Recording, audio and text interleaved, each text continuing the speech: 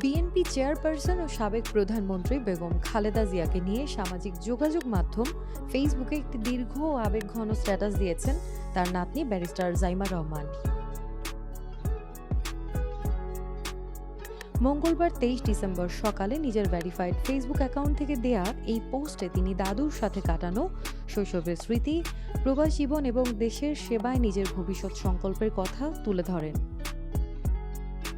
বিএনপির media cell থেকে জানানো হয়েছে, এটি ব্যারিস্টার জাইমা রহমানের প্রথম আনুষ্ঠানিক ফেসবুক স্ট্যাটাস, যা প্রকাশের পর মুহূর্তেই সামাজিক যোগাযোগ মাধ্যমে ভাইরাল হয়ে যায়। ফেসবুক পোস্টের বক্তব্যটি নিচে তুলে দেওয়া হলো।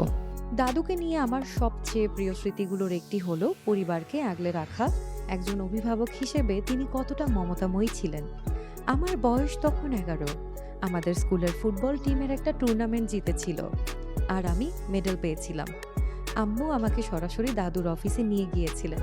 আমি যেন নিজেই দাদুকে আমার বিজয়ের গল্পটা বলতে পারি, তাকে আমার বিজয়ের মেডেলটা দেখাতে পারি।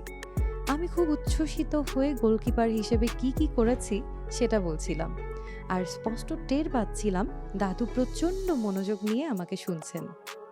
তিনি এতটাই গর্বিত হয়েছিলেন যে পরে সেই গল্পটা তিনি অন্যদের কাছেও বলতেন। আমি সবসময় জানতাম আমার দাদুর কাঁধে একটা দেশের দায়িত্ব। তবু আমার স্মৃতিতে দাদু হলেন পরিবারকে আগলে রাখা একজন মমতাময়ী অভিভাবক। লাখো মানুষের কাছে তিনি ছিলেন দেশের প্রধানমন্ত্রী, কিন্তু আমার আর আমার কাজিনদের কাছে তিনি ছিলেন দাদু, আমাদের দাদু। তিনি সব সময় আমাদের খেয়াল রাখতেন, আমাদের জন্য সময় বের করতেন, আর যেসব মুহূর্ত আমাদের কাছে গুরুত্বপূর্ণ ছিল সেগুলোতে আমাদের সাহস দিতেন, উজ্জীবিত করতেন। এই ছোট ছোট মুহূর্তগুলো থেকেই আমি নেতৃত্বের প্রথম শিক্ষা পাই। সেটি হলো নম্রতা, আন্তরিকতা আর মন দিয়ে শোনার মানসিকতা। বাংলাদেশের বাইরে কাটানো 17টা বছর আমার জীবন অনেকভাবে বদলে দিয়েছে, কিন্তু আমি কখনোই আমার শিকড় ভুলে যাইনি।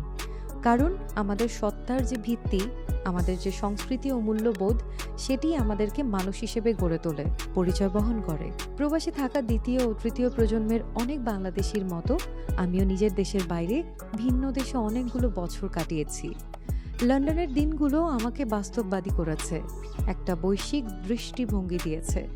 যদিও আমার হৃদয় মন সবসময় বাংলাদেশেই ছিল।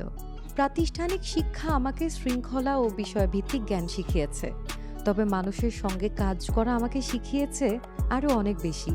শিখিয়েছে দায়িত্বশীল হতে, বিপদগ্রস্তের পাশে দাঁড়াতে।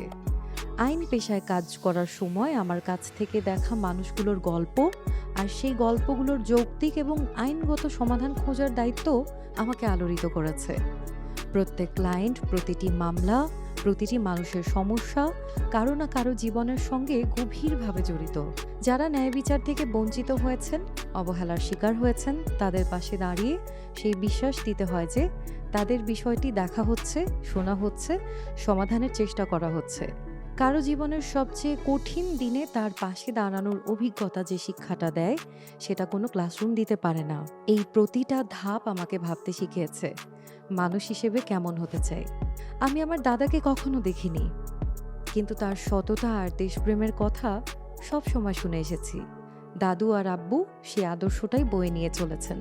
24-এর গণ অভ্যুত্থানের সময় এবং 5 আগস্টের আগে পরের সময়টাতে আমি যতটুকু পেরেছি নেপথ্যে থেকে সাধ্যমতো ভূমিকা রাখার চেষ্টা করেছি। অধিকাংশ সময় বলেছি কম, বরং শুনেছি বেশি। ছোট ছোট কাজের মাধ্যমে তাদের বোঝা হালকা করার চেষ্টা করেছি। অনেকগুলো বছর পর দেশে ফিরছি। দেশে ফেরা মানে আবেগ আর অনুভূতির এক অনন্য সংমিশ্রণ। দেশে ফিরে ইনশাআল্লাহ আমি দাদুর পাশে থাকতে চাই। এই সময়টাতে আব্বুকে সর্বাত্মক সহায়তা করতে চাই। একজন দায়িত্বশীল নাগরিক হিসেবে দেশের জন্য সর্বস্ব দিয়ে সর্বোচ্চ ভূমিকা রাখতে চাই। নিজের চোখে, নিজের অভিজ্ঞতায় প্রিয় বাংলাদেশকে নতুন করে জানতে চাই। মানুষের সঙ্গে সামনাসামনি কথা বলতে চাই। যেভাবে এগোনো দরকার, আমি চাই বাংলাদেশ আবারও সেভাবে সামনে এগিয়ে যাক, গর্জে উঠুক। আমি জানি আমার পরিবারকে ঘিরে দেশের জনগণের কৌতূহল রয়েছে, প্রত্যাশা রয়েছে। সেটি কখনো আশার, কখনো প্রশ্নের। সেই প্রত্যাশা পূরণের দায়ভারও রয়েছে। জনগণের সেই প্রত্যাশা পূরণের চাপ আমরা সবাই কোনো না কোনোভাবে অনুভব করি, পরিবারে, বন্ধুত্বে, সমাজে। সংক্ষেপে আমার নিজের ভাষায় এই হলো আমার গল্প। আমাদের প্রত্যেকের জীবনে একটা নিজস্ব গল্প আছে। এই গল্পগুলোকে ধারণ করে আমরা সবাই হয়তো একসঙ্গে বাকি পথটা হাঁটতে পারি। News desk, citizen journal 24।